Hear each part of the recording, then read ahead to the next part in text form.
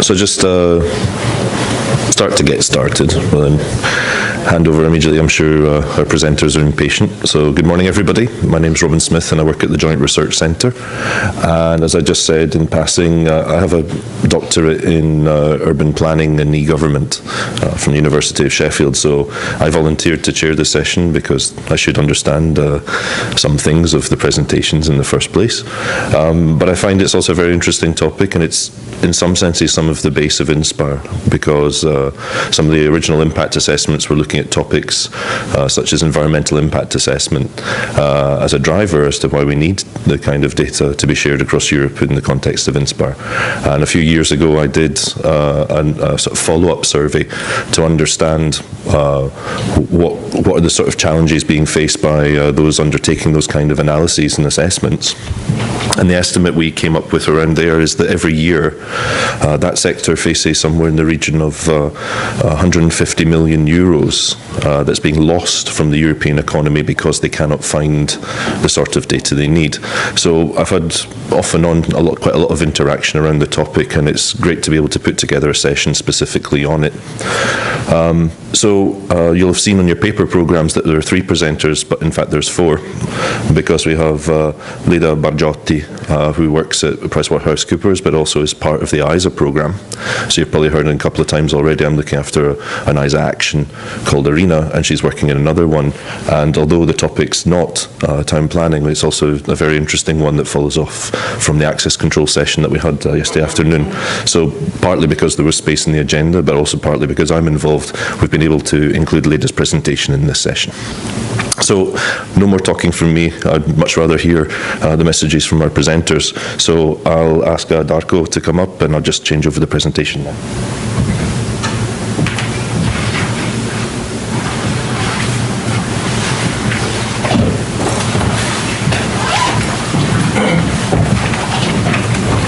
Darko, please. Thank you, Robin. Hello, everybody. Dobro jutro. As some of you may know, Croatia played a game last night, so my concentration is not on the top level, but I hope it will be okay. For the start, the topic of presentation is really ongoing research in the combination of 3 authors. My name is Darko Šiško, and I come from the City Office for Strategic Planning and Development of the City of Zagreb in Croatia. Vlado Cetel, I think he's well known in the SDI circles with large experience in data specification and working in a Joint Research Center in ISPRA, and Professor Tihomir Jukic from Faculty of Architecture and Urban Planning in the Zagreb University.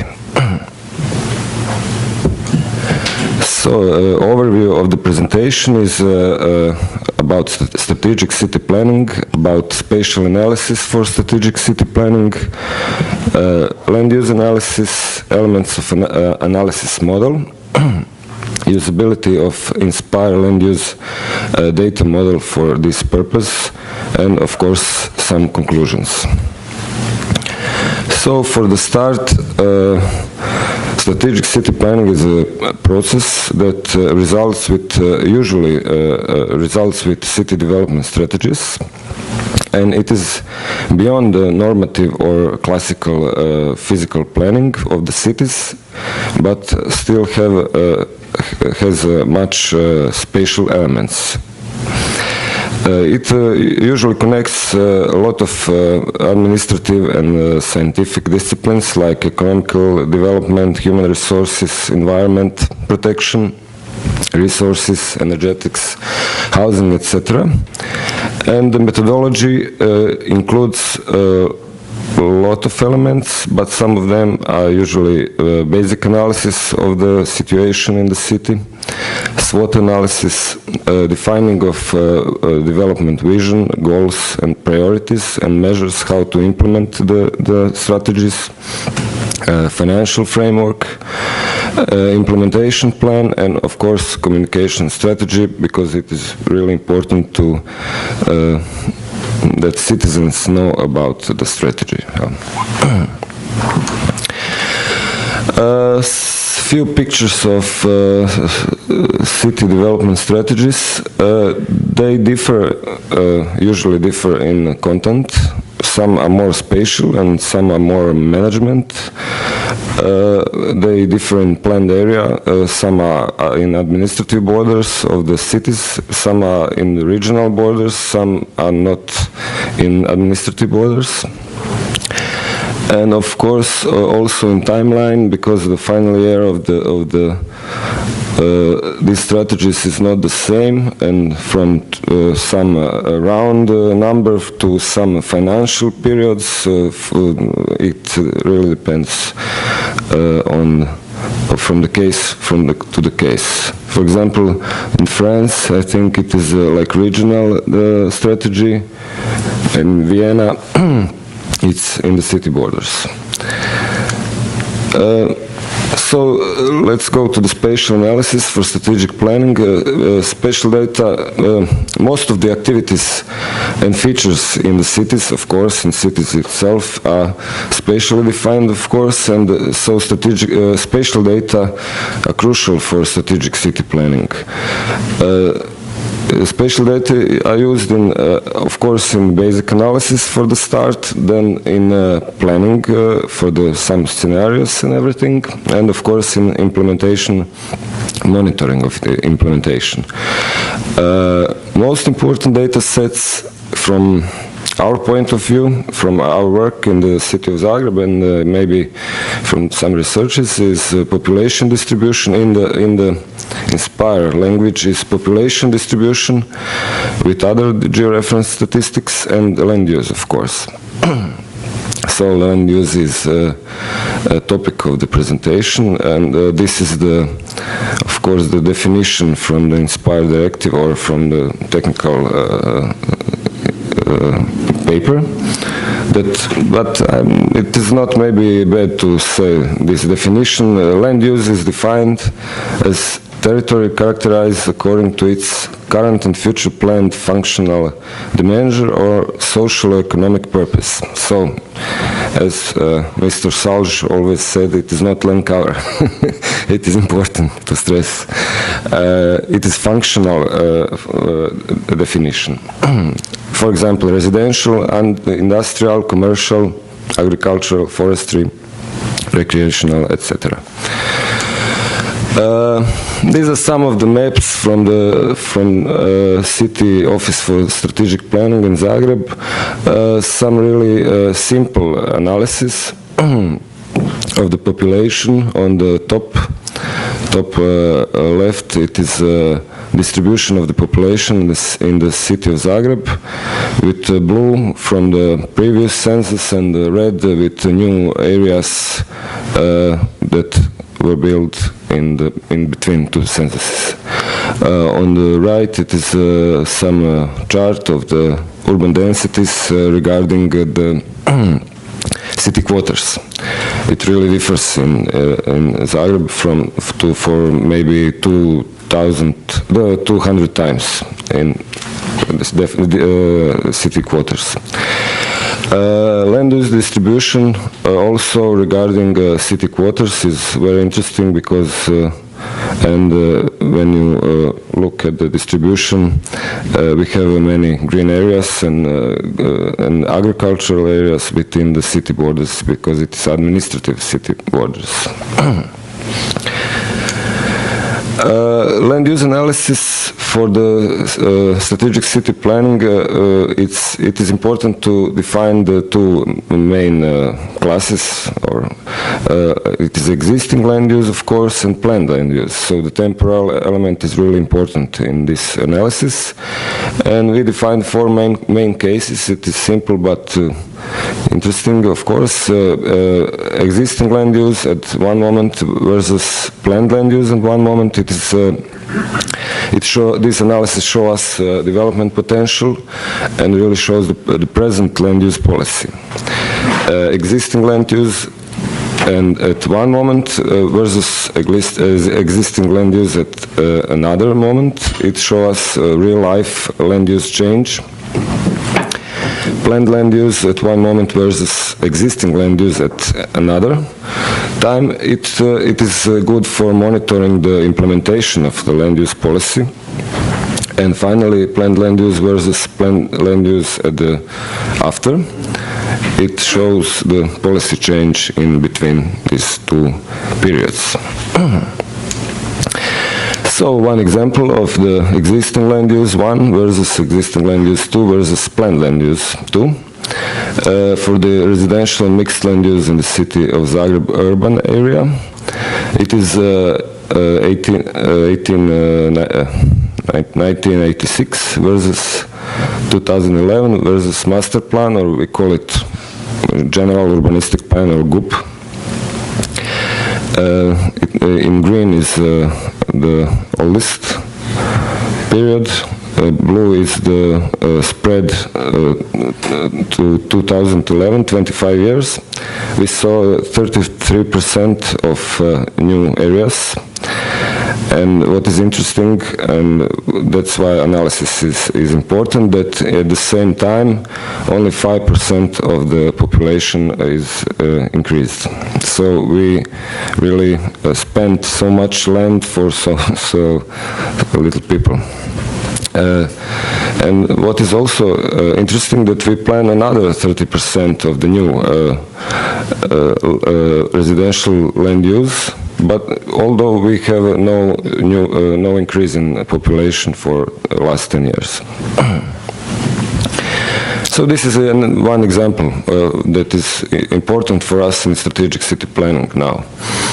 So let's go to elements of the analysis model. The challenge for us is of course non-harmonized data sets from many different sources, and lack of models, not only data models but analysis models. Analysis model, we think it would be good to be integration of urbanistic and geoinformation elements. So it is in the cooperation of Faculty of Geoinformatics and Urban Planning. And we defined a few of them is on the slide, like purpose of the analysis, of course. It is different when the purpose is like in harmonization, and if the analysis is the purpose. Temporal component is quite important. We have to compare the different years. Land use classification, of course. Delineation of land units. It is a really ultimate urbanistic question in analysis, because it really differs the results one from another if the delineation is made in a different style.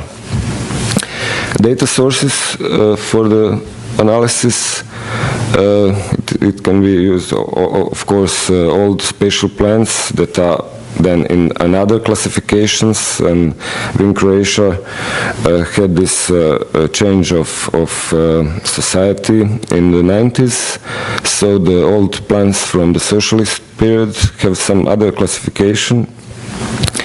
For example, some of the commercial areas that are now commercial areas, and they were commercial areas at the moment, but they were classified as social, some kind of social areas, and also some of the military areas are now the same use, like a military hospital, but now we think it is social, and before it was military. So it is really a change in classification, of course, in delineation.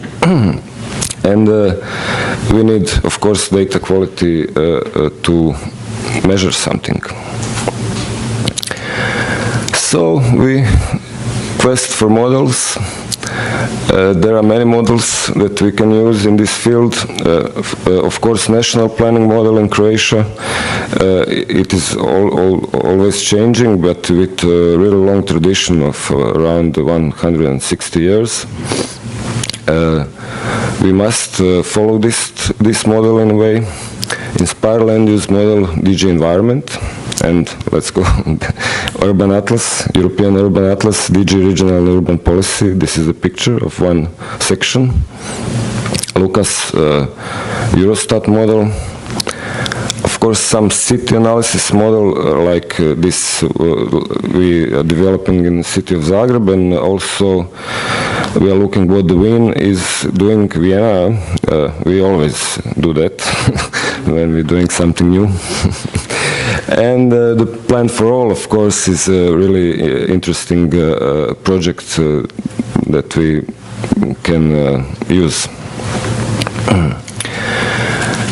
And we are going to usability of Inspire land use model. Just shortly, purpose of the Inspire land use model is it's going from environment sector, and it is really a data model. It is not analysis model, so we said it is partly okay for us.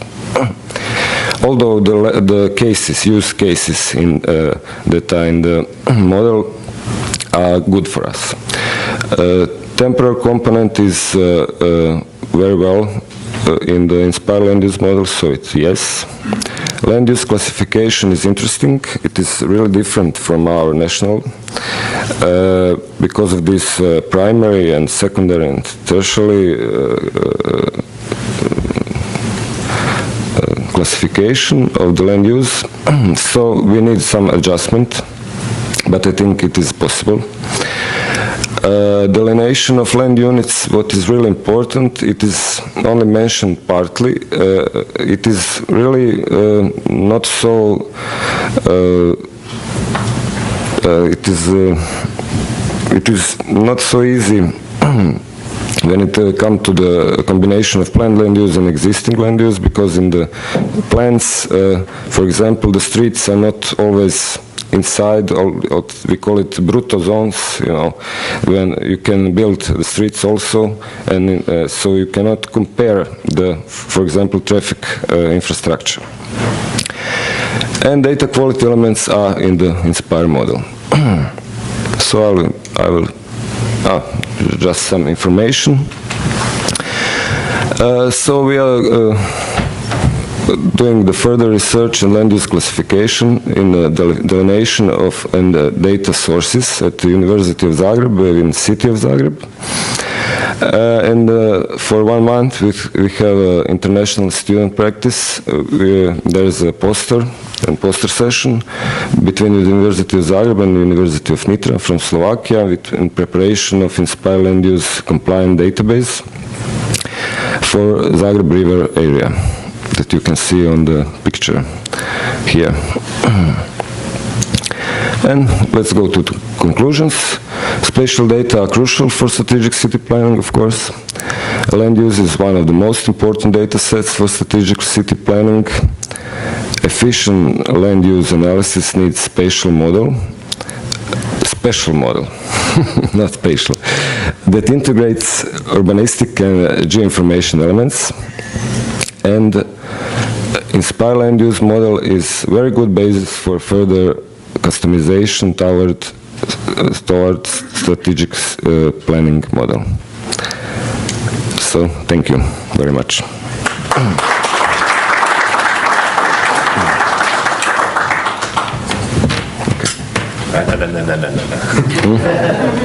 Questions? Is this working? Yeah, there we go. Has anybody got a question? Yes, I'm sorry I came a bit late, but have you looked at having like a urban SDI? I'm asking because there are a couple of interesting experiences in Latin America. In particular, Bogota, they have a very well organized SDI. They have like 20 permanent staff working on it.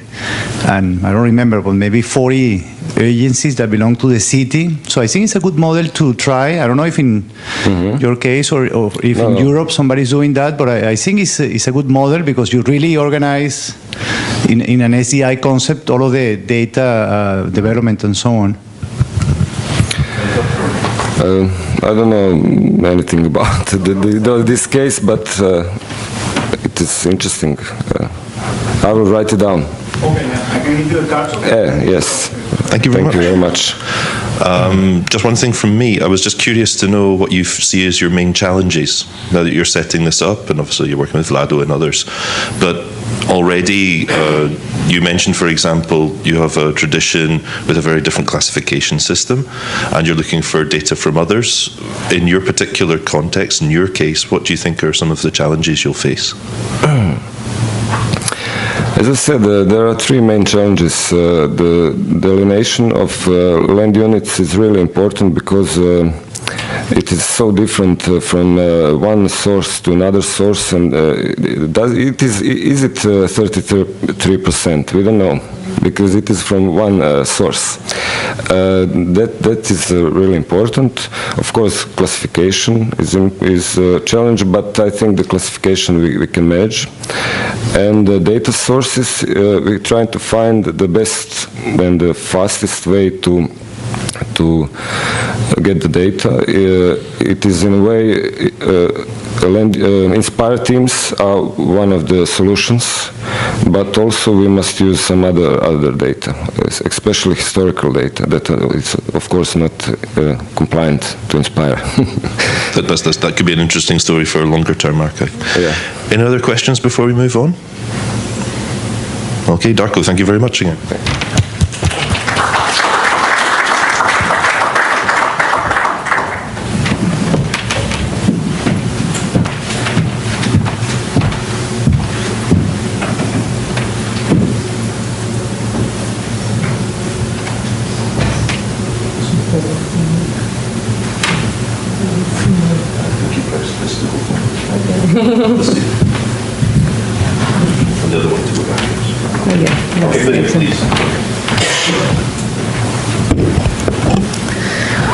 So the subject I bring to share with you is about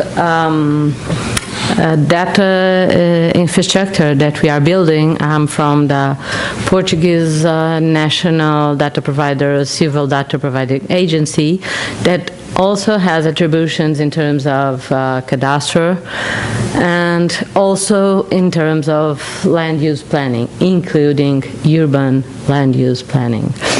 And we have to develop an SDI related to monitoring and helping municipalities to improve their performance in terms of planning, and including into planning, I just say that because of the previous presentation, also concerns related obviously with data quality, but also with data property and cost benefit related to the land use planning solutions that are proposed.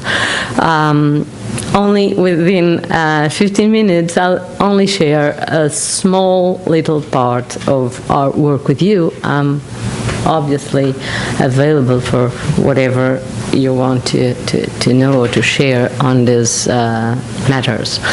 So the subject I bring to share is about Inspire land use planning dynamic indicators to improve planning achievement. Some of the indicators, we are building also a platform that deals with indicators to help monitoring what is going on in terms of land use, and that will help planners to understand the subjects that they are addressing, if they are addressing them properly, and what they should be consider into future solutions. Obviously, that some of the main topics that I put it here are the relevance of information management within Inspire, because this is an Inspire conference, so it's everything about data management and metadata and the Inspire directive approach to do so. And within the projects that also are going on in in my institution in terms of international cooperation, we are cooperating with other institution building the AIMF+ project. That is a project that addresses environmental services for advanced application within INSPIRE. And within this project, we are building a small pilot to help us then obviously meeting our attributions as well, but putting some innovation into the approach in terms of data management and SCI approaches. So I will bring some summary about this project, and within this project, one or two land use planning indicators to monitor good urban planning practices, and made some conclusions. Well, the INSPIRE directive is obviously about enable sharing environmental spatial information among organizations and promote public access to spatial information across Europe. The principles of the INSPIRE directive obviously related to the maintenance of data in a most appropriate way, in interoperability that is quite relevant in terms of spatial planning, in terms of reducing costs, and so in terms of being much more efficient in collecting data and to be able to know at which scale data should be collected and how they could be generalized into larger scales, and what is the information that is needed at the first place for good governance. That is obviously the subject of this conference this year. And these are not easy issues, okay, as you know. So the AIMF+ project integrates large amounts of data provided by the national and regional environmental agencies and other public and private environmental stakeholders. In Portugal, the main information related to land use planning is not in the National Environmental Agency attributions. And through the harmonized and integration of data, it will be developed some prototypes to help understanding some of the environmental problems and overcome cross-border language barriers and develop some training tools. AIMF+ provide an ICT infrastructure, but also the documentation and the support to ensure, deliver, and operational infrastructures, always oriented to create value and to be profitable, promote good governance, based in a well-defined organization model and a tutored training framework. Training is one of the main uses of the AIMF+ project. For us, we have the responsibility of developing a pilot related to land use planning approach, and this will be the focus of the presentation. Implementation web services related to environmental and territorial management indicators, monitoring and understanding growth of urban areas, and namely urban sprawl, evaluated balanced economic growth at different scales with different data inputs. So we will use different data inputs, look at the results, and see how different they come, and if they have statistical representative, if they are in line with what should be the quality of the inputs towards the quality of the desired results. And so the urban growth will be evaluated among all the national Portuguese territory, and besides that, we go into a much more local approach and see that data covers are not always have not always the same relevance depending on the scale that you are addressing the subjects. So we try to put together not only the IT developers, but users and also data providers in terms of addressing public agencies' concerns. This is the roadmap of InfPlus. We are now working in terms of the harmonizing data. We had an workshop on Tuesday, and the data that we are working with is the all administrative units, the orthoimagery, the statistical units, the land use cover, and we are using different land use cover from different time stages, but we at my agency, we developed all the work in terms of the SERI consistent land use work aligned with Lucas Eurostat project in order to be able to evaluate changes, land use changes over time consistently. So if there are mistakes, they are internally consistent among the whole SERI. So that because when we were comparing the 90s with the 2010 years, we could see that it was impossible to have those land use changes. So we did last year a lot of work by using all the information that the agency has available in order to make it consistent and also consistent with the Korean land cover in terms of European approach to land use, to land cover, following your the previous definition that you heard, okay? But so all the data that you have here can be combined. They are used for Portugal, but they can be easily combined if generalized with the Korean approach among Europe.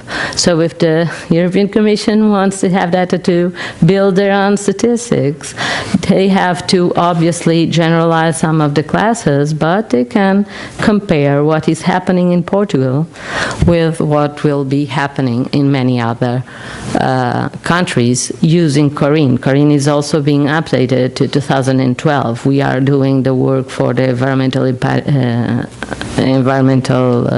agency, European Environmental Agency in my institution. And obviously we are making it, taking advantage not only of the high-resolution layers, but also of all the available information that we have in this institution. So we started by looking at Korean land cover and having the picture of all the artificialized surfaces, okay? And we can see that is expected to have a quite large increase of urban areas, mainly near the sea and near the waterfronts. But when you go into a much deeper detail, okay, into the municipalities, you see that what here seems to be more or less the same, here appears quite different, and if you look at urban area per capita in terms of land cover per each Portuguese citizen, okay, using the statistics from the official statistic unit, you see that It depends differently, the artificialized area for each of the Portuguese citizens. But if you go even deeper and look at one of the municipalities, I brought for you Loures because it has a quite well patronized distribution of this particular indicator, because it's near a large urban area, and as within the 90s the price of the houses go up, okay, now you have the opposite, okay, and you don't have to look only when you allow to urban planning, you don't have to look only if the population is growing or if it is declining. You also have to be aware of where the people want to live. And from now on, I think that among Europe, that will be one of the main problems, because obviously in Portugal we are facing serious population sustainability in the years to come, but there are still some, obviously, there are going on changes in terms of people distribution inside the municipalities. So these are similar to your presentation. Obviously, the distribution among different areas within the municipality, the proportion of urban areas, okay, in almost all, but not all, just look there, over there, I don't know, this works like this. Bobadella, you looked at, in the 90s there was a much more artificialized urban area, okay, than there was in 2007. The opposite happens, for instance, in the Loures municipality, that is the central area. This also depends, the graphics, on the way that you put data. So please don't only rely on graphics, because depending on the way that you put the data, you can have this picture or you can have a quite different one. The raw data must always be available so that user can go back and forward and manage the data himself, okay? And to be, I don't know the exact word, but to be fair, to be polite, to be scientifically on the line, okay? You should always be doing that and explaining to users what and how is the problem being addressed, okay? So when you put land cover in terms of the land use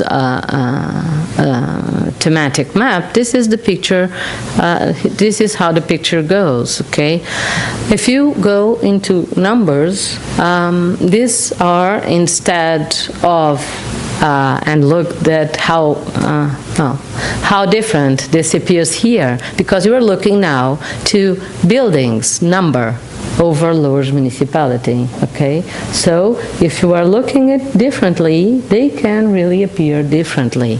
So here you are using, look, you are always putting here things, you are using the statistical units, not the land cover only, and the result would be different. And besides that, this would be how the people, okay, are changing within the municipality. How are they going from one space to another, but not the same people, okay? Only the people that are registered within this municipality, not necessarily the same people. And once again, you looked at, obviously, people moved into the center of the city of Loures. Probably, and I'm sure, that has to do with some small urban areas, very well planned, and namely those near the Tagus River, that offer a quite huge, beautiful place for people to live in. And so, once again, you have here not only the urban distribution, but once again leaving it with the population distribution. Now, to see that, well, if you want to evaluate urban area per capita, it will look like this.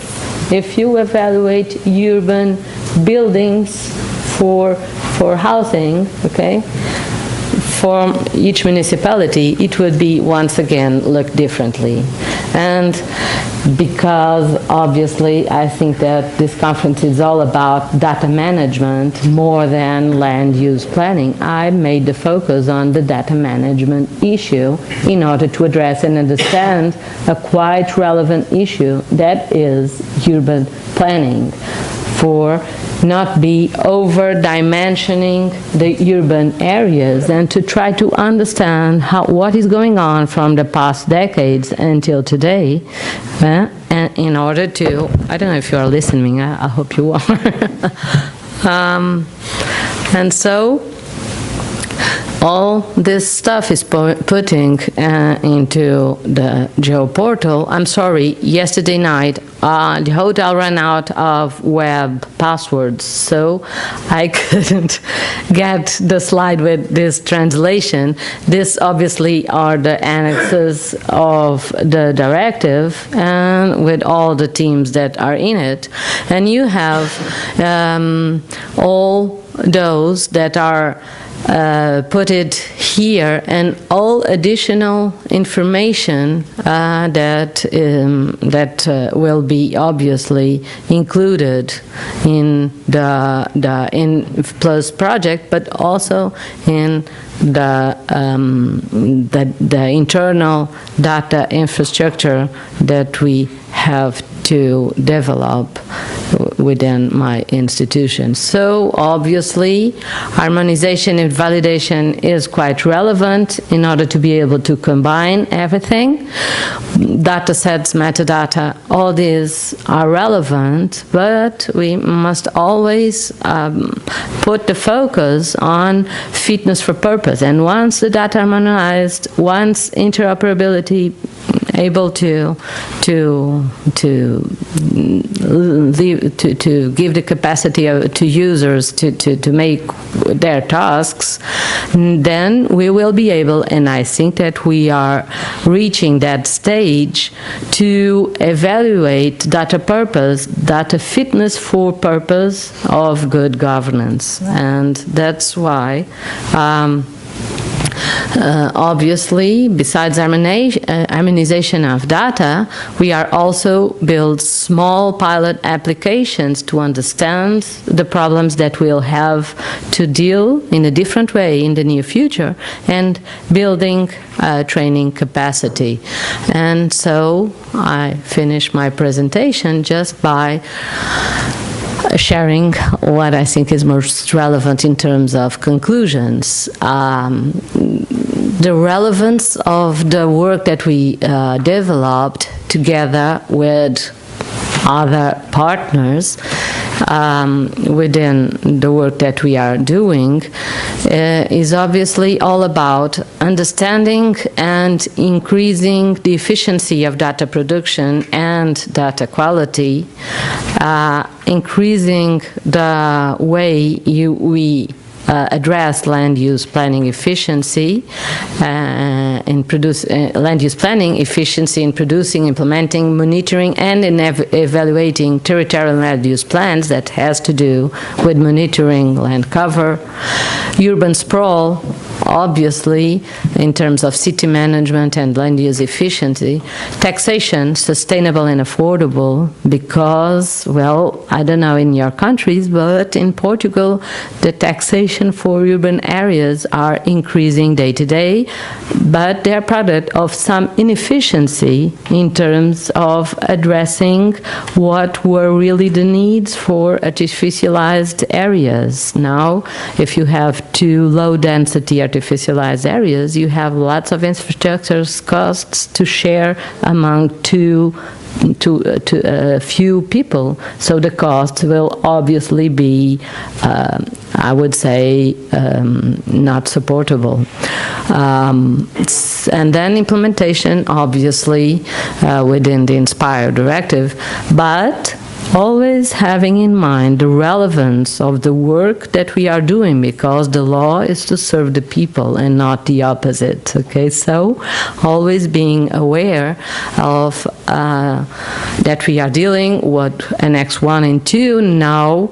Annex 3 putting into place, that is quite a different, a large amount of different data sets, obviously with a large effort in terms of not only training, because there are the people that are not used to deal with this kind of problems, but also quite different data sets with obviously raising different problems.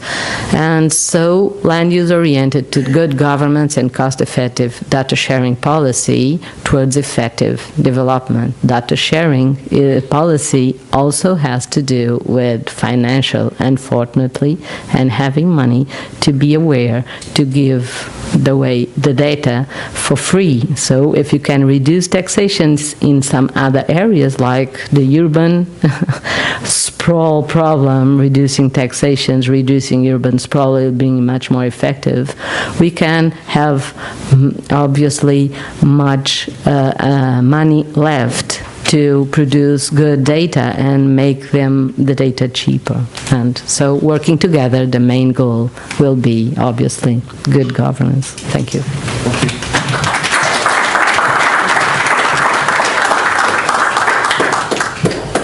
So is there a quick question for Maria? Anybody have a question? I think it was very interesting, Maria, because you're also showing partly the application side of why we do things like Inspire. Just one comment from me as well. You said you always need to have access to the raw data to allow the user to manage the data for their purposes. And I think that's really still a challenge for what we're doing, because a lot of the data is still very much protected. So is that a lot of internal data inside your organization, or are you accessing data from different organizations? And are you working within agreements, or is things becoming more open and more free? Well, we are trying, obviously, to come into a more free and more open strategy. That's what all the work that we are developing is about. Obviously, we have to have the state, the political decision of changing the policy, for they impose us to be sustainable, financially sustainable. So if we don't charge for data, we have to have an alternative way for doing that, because we always have to pay salaries at the end of the month to the people that work with us. And what we are doing is we are evolving in terms of changing our way of doing business and trying to, have money from other sources instead of data. But we still are combining some of the strategies in the meantime, because, it's impossible for us to do another way. Almost all these data that I've shown you are free, and all the Corinne work, for instance, it's a commitment between our institution and the Environmental European Agency, because the Environmental European Agency share the costs with us of producing Corinne. We decided to also support, even considering that Portugal is not in a very good situation in terms of financial terms, we decided to share the costs with the European Environmental Agency and to give those data for free. So. Thank you again.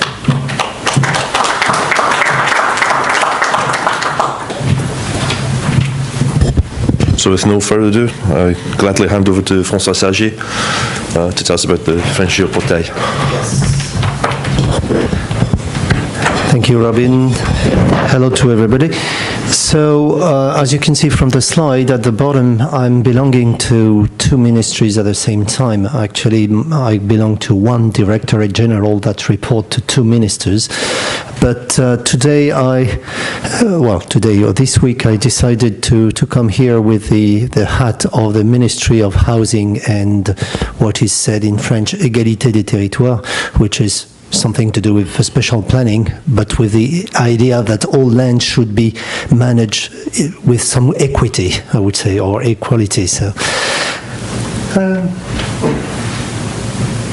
this one goes, yeah. So what I'm going to present you very briefly is first what is this Geoportal, Géoportail de l'urbanisme. I will use the French word just to so that you can learn a bit of French, by the way. And then the challenges that we will be facing, because what is spatial plan in France, but in most of the countries, the question or the issue for the local governments. And when you want to make all these data available throughout the country, you have to discuss with so many people that there is a big challenge there. It's not a technical challenge, it's rather more a organizational challenge. Some views on how it is organized and from the technicalities, so for those that are interested in it, some conclusion. So the first thing is, the idea behind that is that we should provide to the general public one point to get access to the spatial plan. Currently, you can go to your municipality and try to find where the spatial plan resides. It depends on the organization of the municipality. Sometimes you get it right immediately. Sometimes it's hidden in a place where it's hardly discoverable. And you can get PDF or you can get GIS things. And that is the problem. And we want to have access to GIS type data for all the municipalities. So that's the plan. It's part of the investment plan for housing, because we discovered in France that we are lacking housing, so makes the price of the houses rising because of the demand, and the offer is less. So there is a plan to ease the market there. Also, we want to go to transparency, as everybody, better efficiency of management, etc. And also we are in the process of a third wave of decentralization in France, where France was heavily centralized, but gradually the power or the task, the responsibilities are passed to the local governments. And the Inspire directive was important there as an incentive to the senior decision makers to go to this Géoportail de l'urbanisme. So now we got a legal context, and it has been decided to go through an ordinance. In the French system, the ordinance is a way to go quickly to the law, and then it's a posteriori that the parliament say the ordinance is okay. So the government decided to go through the ordinance. So it means that in December 2013, the decision was taken to create that this equal access for all citizens to information which is of quality and validated. And again, the important thing is that there will be obligation to have and make available this spatial planning in GIS format, not in PDF. So for reuse, it will be very helpful. And obviously, Inspire played a role in that, because obviously Inspire is about having access not only to PDF, but to the real information.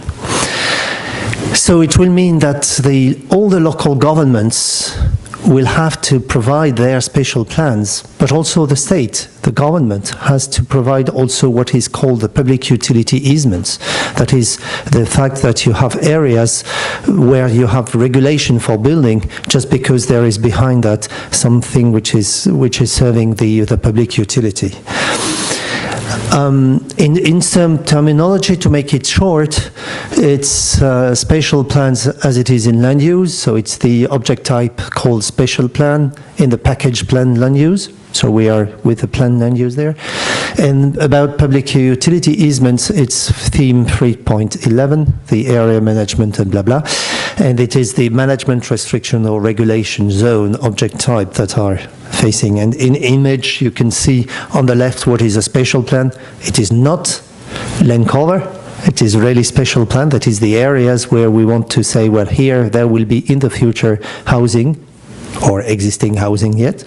And on the right is what is the public utility easement. I guess I've got here, for example, here we have a cemetery, I think, and there is an area around it where the building is limited, or you have here for perhaps a telecommunication tower, and then around it you can't build buildings higher than a certain threshold.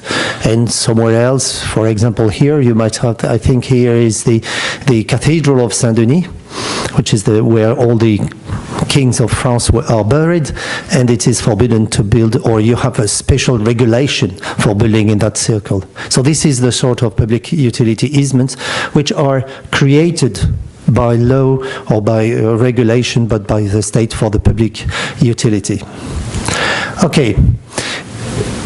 We start from scratch to some extent, although we had in the past a lot of work according to that. At least we were working in the National Council for Geographic Information in creating a standard for how to produce in GIS format these things. So the timing in the ordinance, say July 15, which is 1 year from now, all the public utility easement beneficiaries have to deliver their documents in digital form according to the CNIJ standard, which means according to something compatible with the INSPIRE standard, because being active as the facilitator of the land use theme, it was also one of the challenge to make what is existing in every country compatible with what INSPIRE will ask to deliver. So there is compatibility there. January 16, there are 2 obligations for the local governments. As soon as there is a modification, they will have to provide their special plans in digital form according to the CNIJ standard. And if they don't touch it, they have to publish it onto the Geoportal de l'urbanisme in free format, i.e. it could be PDF, but at least the information will be accessible there. And the deadline, the next deadline is 2020. It's not far away from now, actually. It's 6 years, it's nothing. All online documents, either the special plans or public utility easements, in standardized digital form will enter into force only if they are published onto the Geoportal de l'urbanisme, which means that here there will be no document that will be floating around which is into force, which is not published on the Geoportal. One of the questions behind that is whether the digital version will bear the same obligation as the paperwork. So that is the next step for the next several years, to enforce that the digital version supersede to some extent the paper version, so that we are sure that we always access the latest version. So the context in which everything was done, obviously, is that the ordinance is in line with the INSPIRE directive. All the timing that I gave is, well, very close to the INSPIRE timing. It's not by chance. It is built in. We had some facilitating factors, which is important. First, we've been working in the CNIJ standards, which are compatible with the INSPIRE standard, which is very important, and that is where INSPIRE has been an important,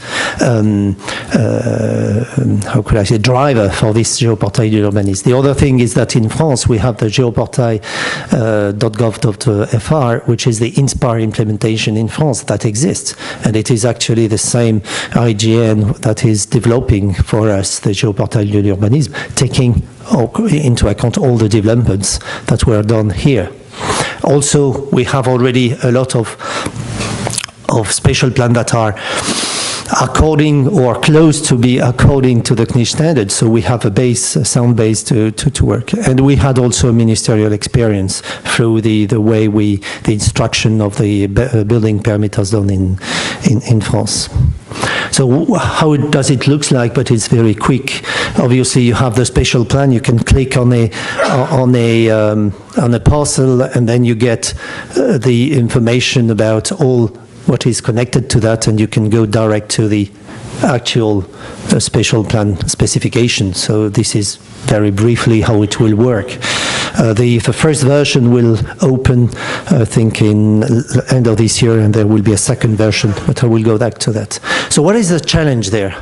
Is the continuous updating. Because when you look at the actors, and that is obviously a simplified version, you have about 20,000 local governments. You have about 60 type of beneficiaries of this public utility easement. We have the state government in the middle, where you have some legal obligations, and we will be using the Geoportal to pass that information. And all this will be published onto the Géoportail de l'urbanisme, and it will go to the general public according to the ordinance obligations, but also it will deliver, we hope, at least we plan to, deliver all this information according to the Inspire specification more or less automatically.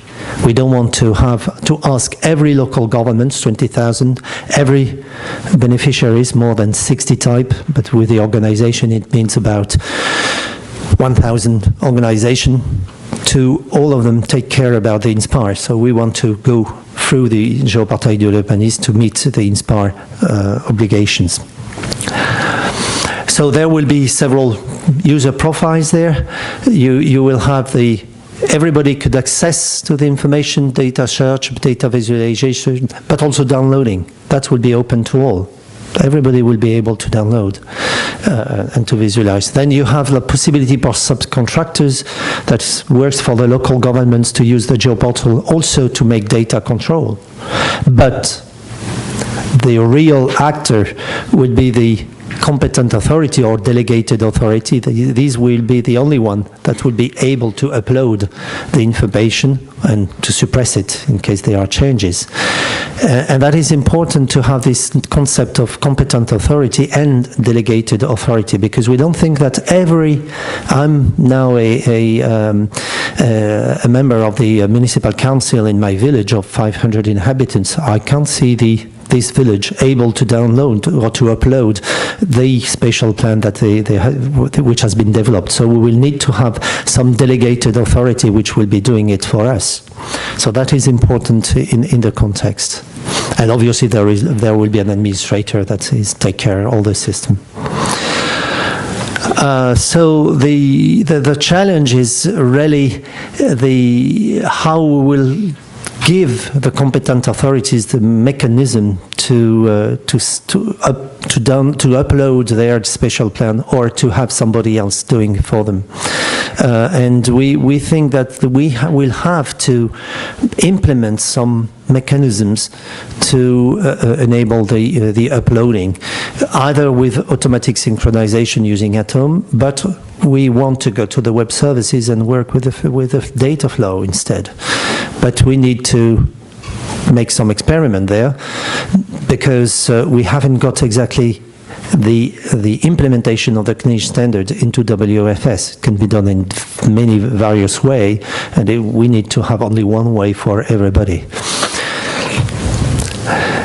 So this is just to make short the role of all the actors, how they will be uploading the information, either directly or through the subnational SDIs. In France, we got each region now. We got we've got 26, perhaps less next in 2017. But so far we got 26 regions, and most of them, at least 20 of the other 26, are creating subnational SDIs. And the idea is also to enable the local governments to go to these subnational SDIs, so that the Géoportail de l'urbanisme can harvest the information.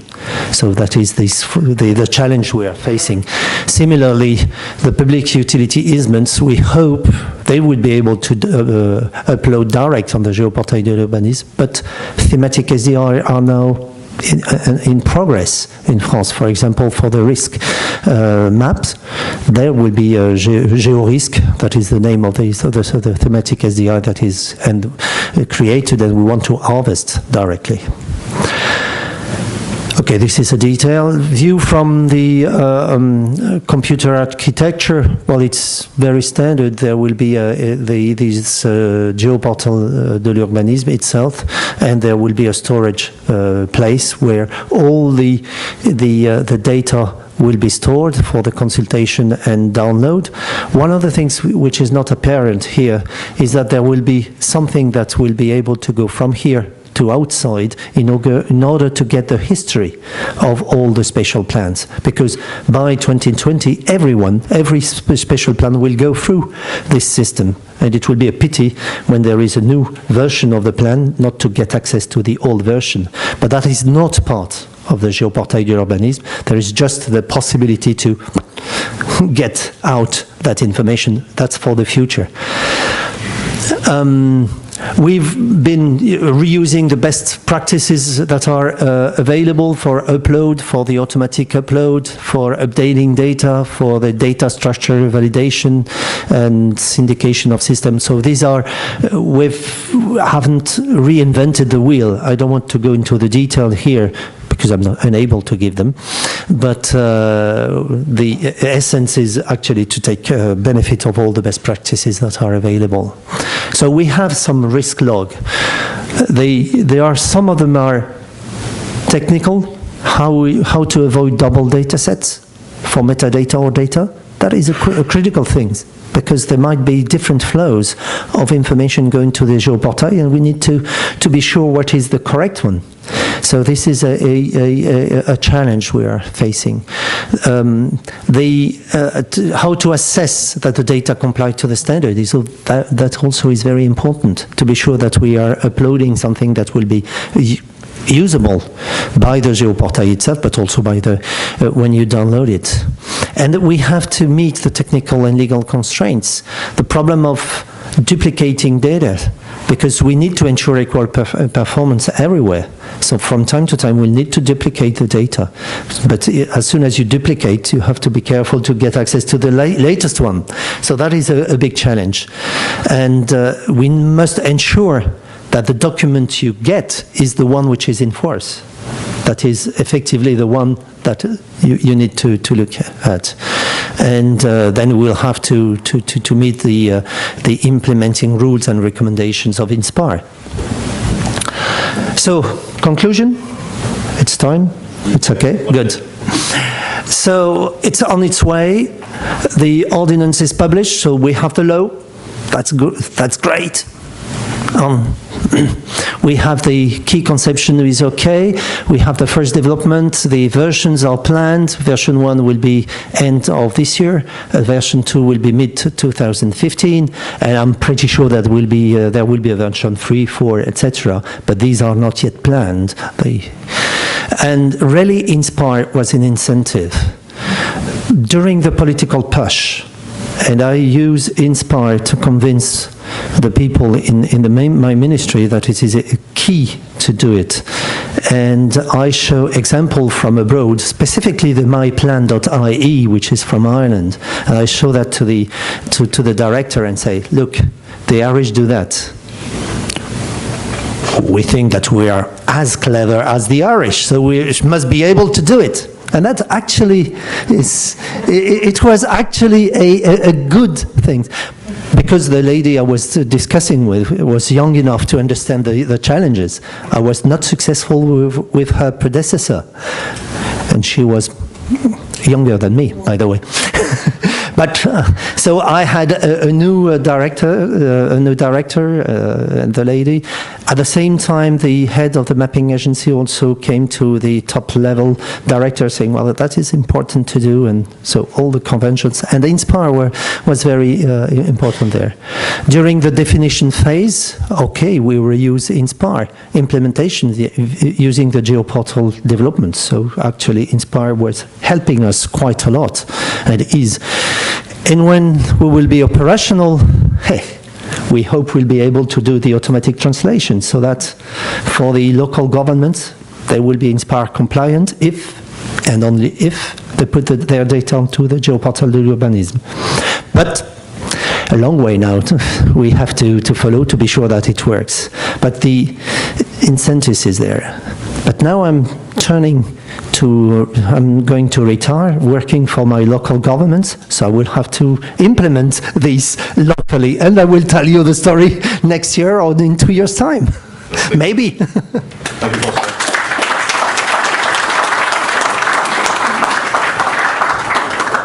Not got a lot of time because I want Leda to give her presentation. Very quick question. How many people manage the Geoportal?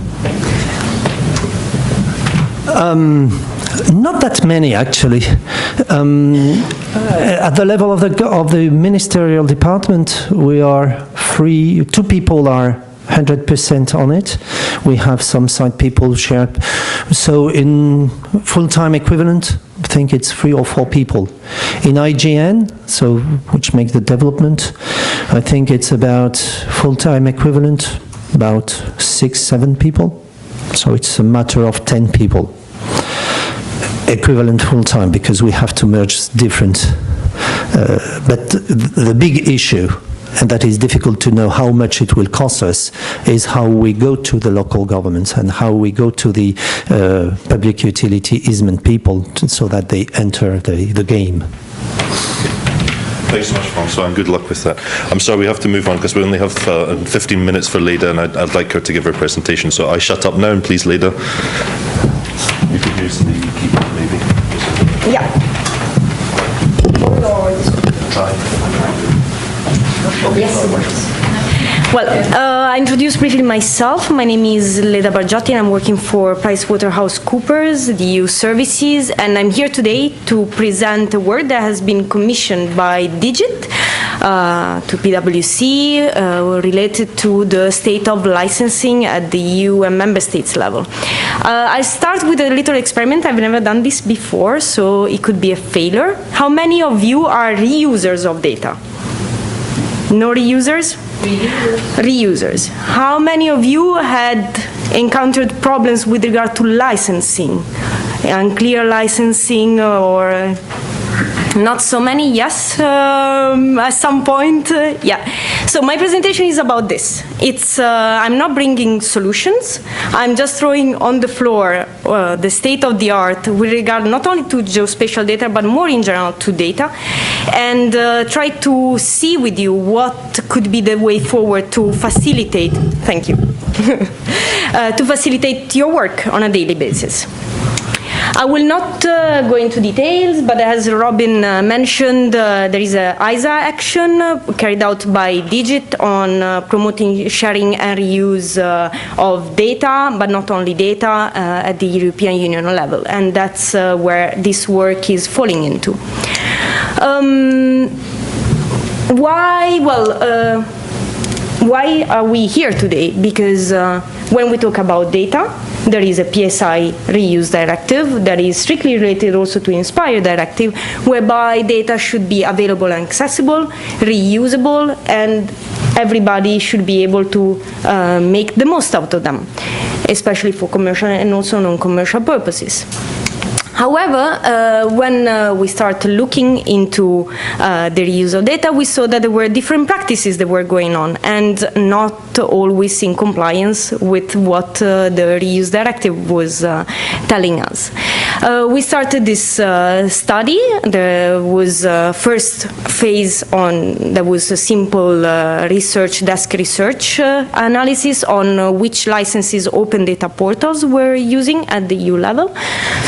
It was followed by a survey, and we have carried out not later than yesterday 2 workshops trying to get some further feedback from reusers on the state of licensing. Today my focus will be on the results of the survey, because I only have 15 minutes, but of course I'm available for questions if you have any. First of all, the survey was carried out by 38 participants from 14 member states, 26 coming from governmental organizations, 3 from the academic world, 1 citizen, and also 2 NGOs. This is the distribution of the answers. This just to show you that, of course, the findings do not represent the reality as such, but they just help us try to understand better what is going on. We asked, first of all, whether at the member states level there is a policy on licensing and whether this policy is a recommendation, is an obligation, or whether there is no policy at all. As you can see, the majority of the member states that actually participated to the survey do have a policy, but it is a recommendation. There are no member states that impose the use of a specific license. And 2 member states pointed out that there is no policy at all. We also asked what is the preferred approach when it comes to licensing. And what is interesting from this slide is actually some member states have used more than one approach, being for instance, the use of specific licenses, and I guess geospatial data falls into this category more often than other types of data, maybe. Some member states use public domain licenses, some other, although not so many, uses attribution and share-alike licenses, and finally some other member states, and probably the majority of the member states, use attribution licenses. I will not go into details about what each category means, but of course if you have questions we can go into that later. The second question that we asked was which type of licenses they're actually using, and without going into details, what emerged clearly is that Creative Commons is the most used type of licenses across the member states. And of course, this was also followed with a list of more specific licenses that are of application just nationally, going from the Open Government License in the UK, Licence Ouverte in France, although it is also used by the city of Brussels, interestingly, and some other examples. I've also pointed out to the answer given by the National Land Survey of Finland with the National Land Survey Open Data License, because I thought that could be interesting for you, and some other examples. Then we asked which were the main reasons for them to reuse standard licenses. And what emerged is, of course, legal certainty, the fact that, well, if licenses are standardized, it means that they are more widely used than custom licenses, and there is little room for interpretation. Another reason that leads public administrations to reuse standard licenses is because they foster legal interoperability. They are widely adopted, they work well across nations, and also across data portals. And another reason is, of course, efficiency, because you do not need to create a license from scratch, you can reuse it, and this provides cost savings.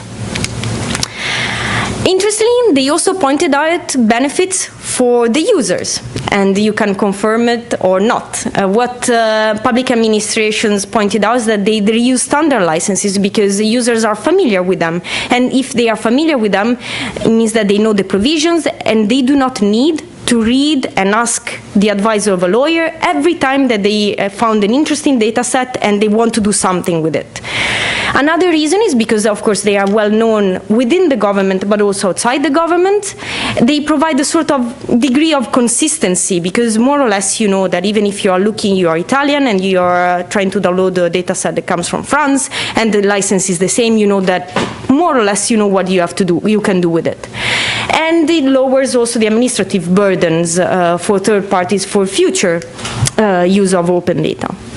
We also asked which were the reasons for the creation and the use of custom licenses, and here we got a lot of reasons. First of all, availability of the language. It's not always possible to find standard licenses in the language of the country. And also what public administrations found is the need to have the ability to simplify the wording of certain standard licenses. They found that sometimes they are a bit complicated and users do not really understand what a given provision means, and this creates an obstacle with the reuse, because if you're not really sure and you don't want to really go to a lawyer, well, you don't do anything with the data, basically. Another reason to have custom licenses is to introduce specific terms. These terms can be more restrictive than standard licenses, but also to cover rights other than copyrights, being database, being even data protection provisions. Another reason that they pointed out is the introduction of features that are not really strictly related to licenses. They also talked about income generation, the business model. We also received the remarks say, well, but you know, if you actually go for revenue, you are not really going for open data because the directive is very clear when it comes to it. You have to have a marginal cost, but not making revenues. So this question is actually misleading. The problem is that this is the reality. Data are published. They are claimed to be open, but in reality, sometimes behind there is a business model that makes the system not really, the use of the data not really open. Another reason is the question of ownership. There is a fear of not being recognized when data are reused, and they introduce provisions that make sure that oblige users to recognize the source. Another reason regards the recognition of the rights of the individuals, not only of the institution. This was brought forward by people from the academic world with regard to the rights of researchers compared to the university. Other reason, very, very important reason for the majority of the users is limitation of liability. People are afraid that opening up data would mean that sometimes data are not of good quality, and then if the end product is based on data of poor quality, we don't want to be blamed for it. Other reasons, there are government guidelines saying that, certain provisions of the standard licenses are not good enough for us, so you have to provide your custom-made license. Historical reasons. We have always used a certain license. It's too much of a problem to go through the whole procedure again and try to come up and see if we can use a different, maybe standard license. Interesting, and apparently it also emerged from the workshop. It's quite a reason that has come forward from more than one member state. There is a distrust with regard to national non-governmental organizations.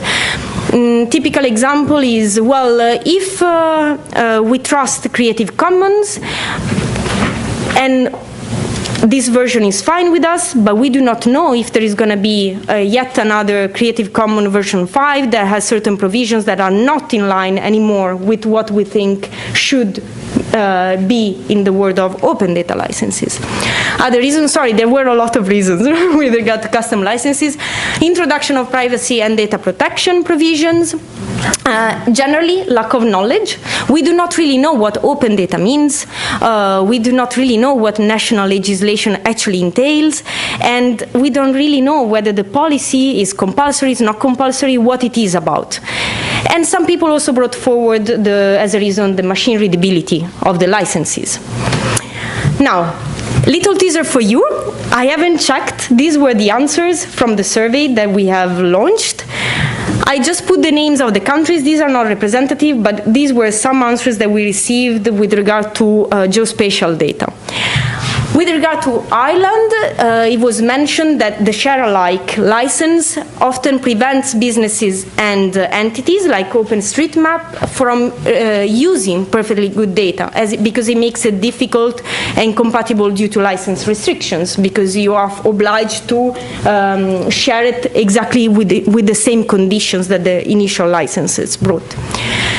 Example from Italy, you have certain good practices of public administrations that use and publish data using open data licenses, but also some bad examples. I will move forward because we don't want to make too much publicity about bad examples. Sweden, they mentioned the fact that when it comes to geospatial data, there is a specific license, it's a custom-made license used in the Geodata Cooperation governing the Swedish spatial data infrastructure, which is, and the remark was, it's tagged as open, but actually it's more free than open as a license. To be discussed whether you agree, disagree. I just throw it on the floor.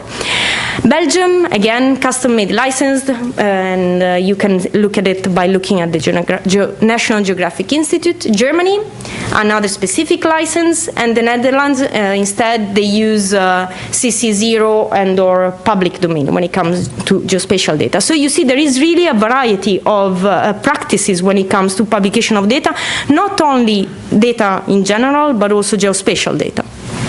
and Spain. We had an answer from the Junta de Castilla y León, sorry for the pronunciation, where they were explaining that there is a custom license, and actually they make a differentiation between non-commercial and commercial use, whereby non-commercial use, they use a sort of similar CC3, so they base themselves on Creative Commons 3, but for commercial use, they actually request reusers to get in touch with the organization to be sure that the commercial use is justified by the added value compared to the use of raw data. Basically, they do not want people to take for free the data and make money out of it without any added value. To be debated whether this is in line with the PSI directive or not. The way forward. Based on this, the Commission is thinking, well, what can we do to actually help people reuse data?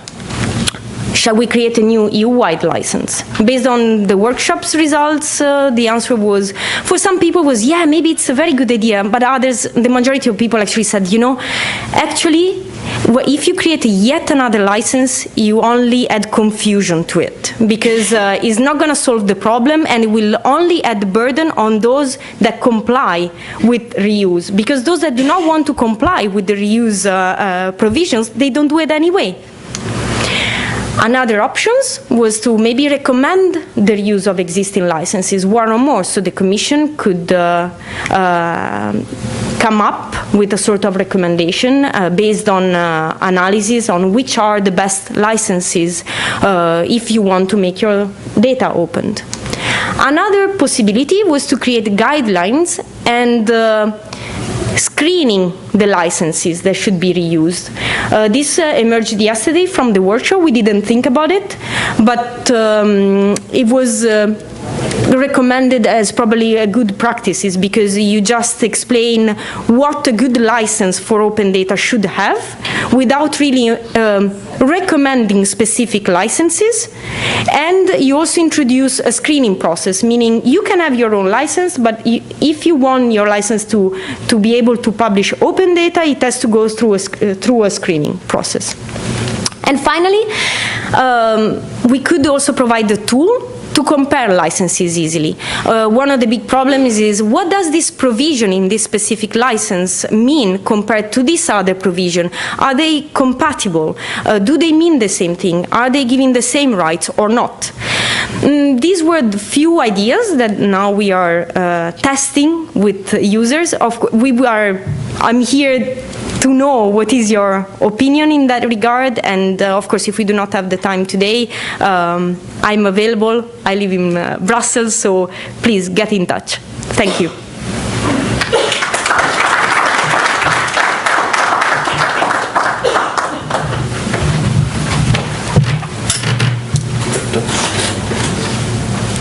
We're on time, but there's a coffee break, but I think this really is worth a couple of questions. François, please. A very quick comment. Are you aware of the LabC2 project? Yes, because they've gone into this, and they also saw the problem of licenses in general, but also for GI. Indeed, the LabC2. And there will be there will be the last workshop of the LabC2 project in November, I think, in Brussels. Thank you for this. I didn't know about the workshop. We based our studies, especially when we started it, on the two LabC studies. The second study is based on attribution licenses mainly. We used the different aspects that have been highlighted in the study to create this framework to identify what are the building blocks of licenses. So yes, and we are in touch also with DG Connect in order to not duplicate the work, but actually coordinate and be complementary to each other. I haven't prompted him, but... Good morning, Thomas Meldorf, University of Bohemia in Pilsen. Yesterday I had questions in another session, and it was regarding combining data with regard to licenses, because many times we come across some problems when we combine data sets with different licenses, and then especially when we talk about spatial data, it's a bit problematic then to say okay, this line is from this data set with this license, and the other line, which is crossing, is from another data set with different licenses.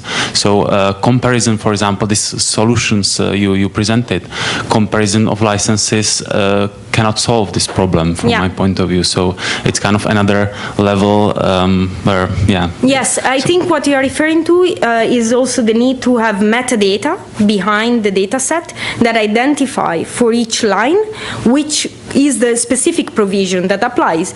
But this it's another type of exercise. They are complementary. On the one hand, you need to have the information on the back of your data to carefully describe and what are the rights that are related to the data. And on the other hand, you can have a macro tool that allows you at the beginning, when you have, for instance, to make a choice on the license to be used, to compare the different licenses. But I agree, when it comes to combination of data set, this would not solve the problem by itself. It's true. Thank you. Any other questions? Or are we desperate for coffee? Okay, thank you so much, everybody. That's been a very interesting session. I appreciate all the time. And another round of applause, please, for all our speakers.